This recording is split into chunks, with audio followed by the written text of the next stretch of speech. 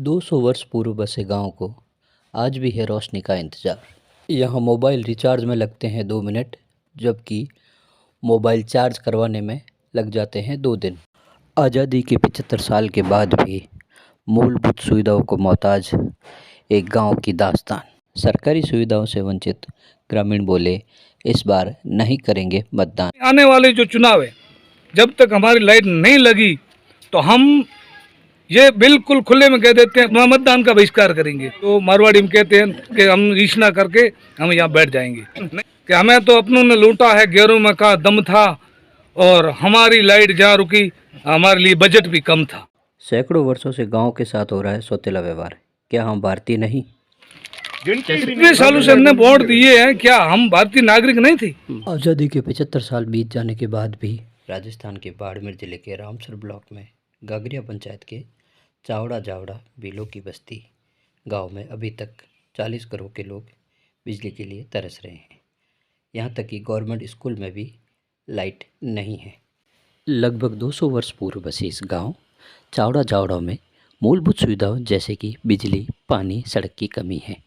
बार बार जनप्रतिनिधि प्रशासन से गुहार लगाने के बावजूद भी यहाँ के बासिंदों को आश्वासन के अलावा कुछ भी नहीं मिला, जिससे आहत होकर ग्रामीणों ने इस बार आगामी विधानसभा चुनाव में मतदान बहिष्कार करने की चेतावनी दी है। ग्रामीण सबलाराम ने कहा कि आम आदमी का दर्द समझने का दावा करने वाले नेता आखिर है कहाँ?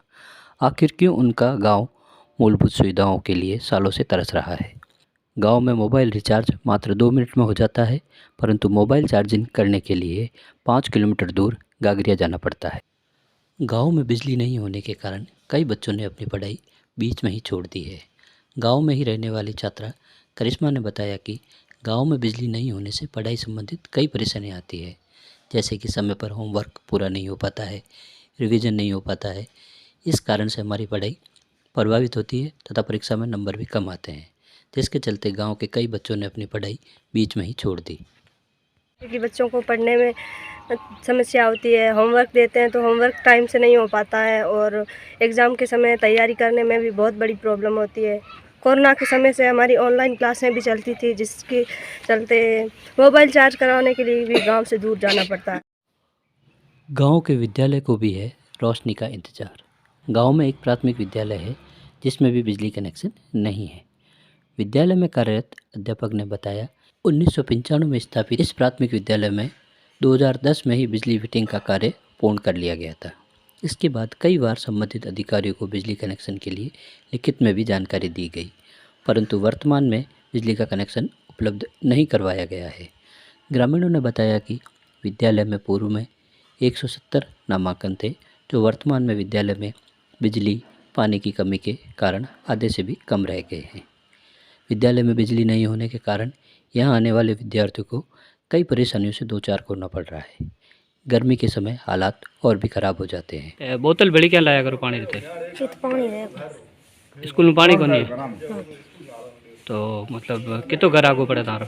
ये 3 किलोमीटर। राजकीय प्राथमिक विद्यालय चाड़वा और झाड़वा स्कूल है। यहाँ पर बिजली की कमी है और हमारे को तकलीफ बहुत होती है। और फाइल थी वो सीबी साहब के अनुसार हमने डिमांड मांग पत्र दे दिया है कलेक्टर साहब के आदेश के अनुसार।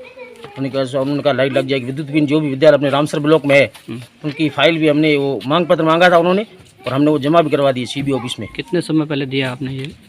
4-5 महीने हो गए लगभग।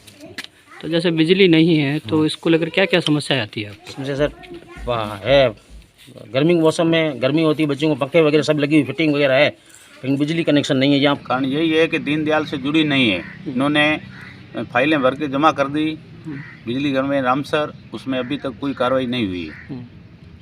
तो आगे मतलब इसका और क्या आपने प्रयास किए अपनी तरफ से? आगे कोई हमने नहीं, दीनदयाल से जोड़ने के लिए हमने रामसर तक चक्कर काटे मगर कोई कार्रवाई नहीं की, किसी ने सुनाई नहीं की। तो विधायक साहब को इस बारे में जानकारी दी आपने?